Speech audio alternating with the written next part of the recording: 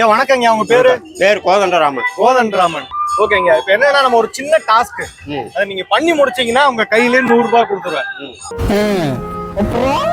என்ன டாஸ்க்னா 30 செகண்ட் விடாம சத்தம் போட்டு சிரிக்கணும். நீங்க இப்படி விடாம சிரிச்சிட்டீங்கன்னா உங்களுக்கு 100 ரூபாய். ரெடிங்களா? போலாமா? 1 2 3 ஸ்டார்ட்.